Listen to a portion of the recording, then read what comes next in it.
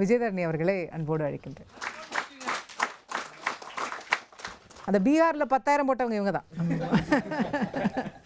ஆமாம், நிறைய நிதி பெண்கள் கையில் போய் சேருதுன்னா ஒரு பக்கம் சந்தோஷப்பட வேண்டியது தான். பணமெல்லாம் வாங்கிட்டு ஏமாந்து ஓட்டு போட்டுறாதீங்க, அது ஒன்று தான். பணத்தை வாங்கிக்கிங்க, கொடுக்குறத வாங்கிக்கிங்க, வேண்டானே சொல்ல போகிறதில்ல.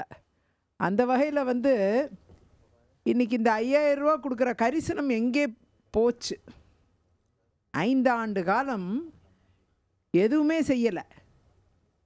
போராடுகிற மக்கள் தெருவில் நின்று போராடி கொண்டிருக்கிறார்கள். பெர்மனன்சி கேட்டு எத்தனை ஆசிரியர் பெருமக்கள் வேலை கேட்டு எக்ஸாம் எழுதிட்டோம். ஒரு தடவைக்கு 2 தடவை 3 தடவை டெட் எக்ஸாம் எழுதிட்டோம். வேலை கேட்டு இவங்களுக்கு நிதி இல்லை, போஸ்ட்டை இன்க்ரீஸ் பண்ண, வேக்கன்சி அவ்வளோ இருக்குது. அது மாதிரி எல்லாரும் ரோட்டில் நின்று போராடுறாங்க. அவங்களுக்கு இவங்களால் ஃபண்டை க்ரியேட் பண்ண முடியல. ஆனால் ஊனானா மத்திய அரசை குறை சொல்கிறது. அங்கேருந்து வர நிதியை தான் படிக்கிறாங்க. இந்த பட்ஜெட்டில் மத்தியிலிருந்து வர நிதியை தான் படிக்கிறாங்க. கிட்டத்தட்ட 7 லட்சம் கோடி கடந்த 10 ஆண்டுகளில் ஜிஎஸ்டி பகிர்வு தமிழ்நாட்டுக்கு வழங்கப்பட்டிருக்கு. 3 லட்சம் கோடி வந்து இன்ஃப்ராஸ்ட்ரக்சர் ஃபண்டு வழங்கப்பட்டிருக்கு. மத்தியிலிருந்து கட்டுமான அமைப்புகளுக்கான நிதியம் வந்து 3 லட்சம் கோடி வழங்கியிருக்காங்க. பிற துறைகளுக்கு 11 லட்சம் கோடி வழங்கப்பட்டிருக்கு மத்தியிலிருந்து. எஸ்சி எஸ்டி ஃபண்டை தான் டைவர்ட் பண்ணி இவங்க வந்து இந்த உரிமை தொகையை கொடுத்துருக்காங்க. இவங்கள்ட்ட கொடுக்கறதுக்கு நிதி இல்லை. நிதி ஆதாரத்தை திரட்டுற இடத்துல திமுக ஆட்சி இல்லை, அதுக்குண்டான ஆளுமை இல்லை, அந்த ஆட்சிக்கு அதுக்குண்டான திறமை இல்லை, நிதி நிர்வாகத்தில் 0. அந்த அளவில் நீங்கள் பார்த்தீங்கன்னா இன்றைக்கி நாங்கள் எந்த அளவுக்கு பெண்களை மதிக்கிறோம். இந்த தேசிய ஜனநாயக கூட்டணி, அதிமுக தலைமையிலான கூட்டணி எதையெல்லாம் செய்ய போகிறது, எந்த அளவுக்கு பெண்களுக்கு இன்னும் அவங்க தொழிலிருந்து அவங்களோட வாழ்க்கையிலேருந்து எப்படி மாற்றங்களை உருவாக்குவது என்பதற்கான ஒரு விரிவான திட்டம் என்பது எங்கள் கையில் இருக்கிறது. அந்த திட்டம் நிச்சயமாக அடுத்த கட்டத்திற்கு பெண்களை நகர்த்தி செல்லும், குடும்பங்களை நகர்த்தி செல்லும். சகோதரர்களே, இப்போ நிறைய குற்றச்சாட்டுகள் அரசின் மீது தொடர்ந்து வைக்கப்படுகிறது. எல்லா கட்சியும் ஆளும் அரசை தான் கை காமிக்கிறாங்க, அதில் மாற்று கருத்து இல்லை.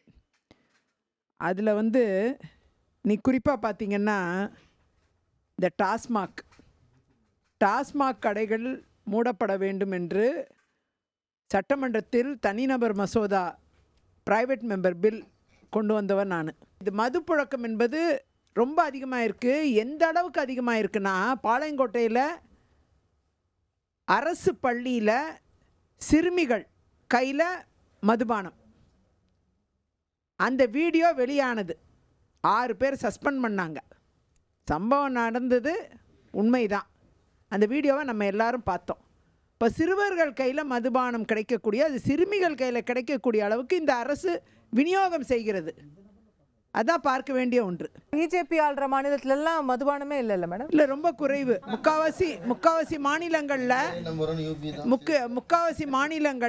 மது குஜராத், பீகார் எல்லாமே தடை செய்யப்பட்ட மாநிலங்கள், ப்ரொஹிபிஷன் அமலில் இருக்கிற மாநிலங்கள். சரி, தமிழ்நாட்டில் நீங்கள் மற்ற ஸ்டேட்டை நம்ம கம்பேர் பண்ணிகிட்டே இருப்போம், எப்பயுமே கம்பேர் பண்ணிட்டுருக்கலாம். தமிழ்நாட்டில் நம்ம என்ன சரி செய்யணும்னு நாம் யோசிக்கிறது இல்லை. இன்றைக்கி பாலியல் வன்கொடுமை என்பது மற்ற மாநிலங்களில் அதிகமாக இருக்கே அப்படின்னு. அப்போ இங்கே நடக்கிறது ரொம்ப கரெக்டாக? 55% பாலியல் வன்கொடுமை, பெண்களுக்கு எதிரான குற்றம் அதிகமாக இருக்குது, என்சிஆர்பி டேட்டா. அதே மாதிரி போக்சோ, சிறுவர்களுக்கு எதிரான குற்றங்கள் 33% போக்சோ சட்டத்தின் கீழ் அதிகமாக இருக்குது தமிழ்நாட்டில். எப்படி அதிகமாச்சு? போன ஆட்சிக்கு இந்த ஆட்சிக்குமே இவ்வளோ உயர்ந்திருக்கு, போன அதிமுக ஆட்சிக்கும் இந்த ஆட்சிக்குமே இவ்வளோ உயர்ந்திருக்கு. அப்படி இந்த டேட்டா எல்லாமே நீங்கள் பார்த்தீங்கன்னா இதுக்கெல்லாம் கட்டுப்படுத்துறதுக்கு இந்த நிதிகள்லாம் பயன்படுத்த மாட்டாங்க. அதுக்கெல்லாம் கேட்டோன்னா அதுக்கெல்லாம் போலீஸ்க்கு ஃபண்டு கிடையாது, போலீஸை மாடர்னைஸ் பண்ண ஃபண்டு கிடையாது, மத்தியிலேருந்து அதுக்கு ஃபண்டு கொடுத்தாலும் அதை டைவர்ட் பண்ணிடுறது.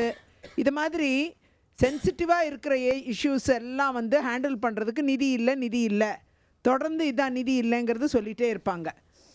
இன்றைக்கி வந்து குறிப்பாக பார்த்திங்கன்னா தமிழ்நாட்டில் திமுக கொடுத்த வாக்குறுதிகள் என்னெல்லாம் நம்ம பார்க்க போனால் கிட்டத்தட்ட 23 வாக்குறுதிகள் அவங்க கொடுத்துருக்குறாங்க. மின்சார கட்டண கணக்கீடு மாதந்தோறும் எடுக்கப்படும். நமக்கு மின்சார கட்டணம் மாதந்தோறும் எடுத்தால் குறையும், பில்லு குறையும். ஆனால் இன்றைக்கி பில்லை தொட்டாலே ஷாக் அடிக்கும். அந்த நிலைமையில தான் மின்சார கட்டணம் இருக்குது. அதே மாதிரி கல்வி கடன் அனைத்தும் ரத்து செய்யப்படும்னாங்க, நகைக்கடன் ரத்து செய்யப்படும்னாங்க, டீசல் விலை குறைக்கப்படும், 4 ரூபாய் குறைக்கப்படும்னாங்க, ரேஷன் அட்டை வைத்திருக்கக்கூடிய அனைத்து குடும்ப பெண்களுக்கும் மகளிர் உரிமை தொகை வழங்கப்படும், 1000 வழங்கப்படும். நாங்கள் அனைத்து பேருக்கும் கொடுக்கல, 1,20,00,000 பேருக்கு கொடுக்கல. அதே மாதிரி அரசு வேலை வாய்ப்புகளில் மகளிர் இடஒதுக்கீடு 40% உயர்த்தப்படும். அரசு வேலை வாய்ப்பில் 40% இடஒதுக்கீடு பெண்களுக்கு சொன்னாங்க, நிறைவேற்றலை. இந்த மகளிர் உரிமை தொகையை கொடுத்து என்ன பிரயோஜனம்? 40% பெண்களுக்கு இடஒதுக்கீடுன்னாங்க அரசு வேலை வாய்ப்பில். இது வரைக்கும் அதை அமல்படுத்தலை, வேலை வாய்ப்பும் கொடுக்கல. பெண்களுக்கு உதவி செய்யணுன்னா இப்படி உதவி செய்யணும். நம்ம 40% சொன்னதை நிறைவேற்றிருக்கணும். அதை நிறைவேற்றிருந்தால் அது மகிழ்ச்சி. அது மாதிரி தமிழகத்தில் புதிய கலைஞர் உணவகம் கொண்டு வருவோம். நாங்கள் அம்மா உணவகத்தை மூடு விழா கண்டுட்டாங்க. அது நல்லா தான் ஓடிட்டு இருந்துச்சு. ஊழல் 35% ஊழல். இந்த ஊழல் ஆட்சியை வச்சுக்கிட்டு நம்ம என்ன ப்ராஜெக்ட் இங்கே நிறைவேற்றினாலும் என்ன போய் மக்களை போய் சேரப்போகுது? கடைசி மனிதனுக்கு போய் சேராது எதுவுமே, ஊழல்லையே போயிடும். அந்த 10,000 பற்றி சொல்கிறேன். நீங்கள் அதான் சொல்கிறேன். இந்த ஜீவிகா திட்டம், பீகாரில் ஜீவிகா திட்டம், இந்த 1000 ரூபாய் 2000 ரூபாய் கொடுக்குற திட்டம் எல்லா பிஜேபி ஆள்ற எல்லா மாநிலத்திலும் இருக்குது. 20 மாநிலத்தில் ஆட்சியை பிடிச்சிருக்கு பிஜேபி. இன்னைக்கு வலிமை வாய்ந்த கட்சி. இதே மாதிரி 2000 கொடுத்து 2000 தொடர்ந்து பல ஆண்டு காலமாக இருக்கிற திட்டம். எங்களை பார்த்து காப்பி அடிச்சாங்க கூட வச்சுக்கோங்க, எனக்கு அதை பற்றி கவலை கிடையாது. ஆனால் அதே நேரம் ஜீவிகா திட்டம் 10,000 ரூபா கொடுத்தது ஜீவிகா திட்டம். நீங்கள் அந்த ஜீவிகா தீதி திட்டத்தில் என்னென்னா மாதம் 10,000 ரூபா 2 லட்சம் வரை. அந்த திட்டத்தில் என்னென்னா தொழில் முனையும் பெண்களுக்கு, சிறு தொழிலில். அந்த திட்டத்தை தமிழ்நாட்டில் வரவிட மாட்டேங்கிறாங்க. ஏன்னா இங்கே பிஜேபி வளர்ந்துரும் இல்லையா, அதிமுக கூட்டணி வலுவாயிடும் இல்லையா, அதனால் அந்த 10,000 ரூபா திட்டத்தை வரவிட மாட்டேங்கிறாங்க. இப்போ அதிமுக 2 லட்சம் வரைக்கும் 10,000 வருமா? வரும். என்னெல்லாம் வரும் அதையும் சொல்கிறேன். 2,000 ரூபாய் மாதத்துக்கு கொடுக்குறேன்னு இருக்காரு. அப்படி 24,000 ரூபாய் ஒரு வருஷத்துக்கு. அப்புறம் கோடைக்காலம் அதையும் சேர்த்துக்குங்க 2,000 ரூபாய். அப்போ 26,000 ஆயிடுச்சு. அப்புறம் பொங்கல் ஒரு 3,000 அதையும் சேர்த்துக்குங்க, அது 29,000 ஆயிடுச்சு. சொல்லாதீங்க, கொடுக்க வேண்டியது எடப்பாடி இல்லை, கொடுப்பாங்க. கொடுக்க வேண்டியது அண்ணன் எடப்பாடியார் அவர்கள், உதவ வேண்டியது நாங்கள். செய்வோம், உதவுவோம். உறுதியாக மத்திய அரசு உதவி செய்யும், அதில் மாற்று கருத்தே கிடையாது. இவங்க தான் மத்திய அரசு திமுக ஏற்றுக்கிட்டு இருக்கு. அவங்களுக்கு லாபகமாக மத்திய அரசை வச்சு காரியங்களை சாதிக்க தெரியல. முட்டாள் அரசு, ஆளுமையற்ற திறமையற்ற முட்டாள் அரசு. பிஜேபி எடுத்து அரசியல் பண்ணுறதா நினச்சிக்கிட்டு தமிழ்நாடு மக்களுக்கு வஞ்சித்துக்கிட்டு இருக்கிறாங்க. இதெல்லாம் வந்து சேர்க்கலாம்ல. இந்த ஜீவிகா திட்டம்னா நல்ல திட்டம். 2 லட்சம் ரூபா வரை ஒரு பெண்ணிடம், தொழில் முனையும் பெண்ணிடம் இருக்கும்.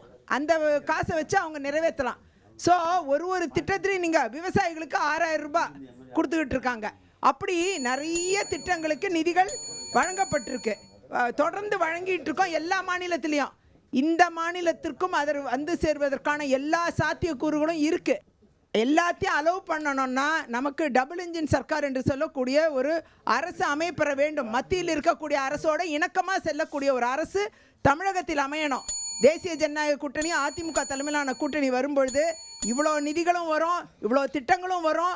இன்னும் வளர்ச்சி பாதையில் தமிழ்நாடு இட்டு செல்வதற்கான எல்லா சாத்தியக்கூறுகளும் ஏற்படும். தேசிய ஜனநாயக கூட்டணி, அதிமுக தலைமையிலான கூட்டணி வரும்பொழுது, ஆட்சி அமைக்கும் பொழுது நிச்சயமாக அனைத்து திட்டங்களும் இங்கு வந்து சேரும் என்பதை என்னால் உறுதியாக தெரிவித்துக் கொள்ள முடியும். நன்றி, வணக்கம்.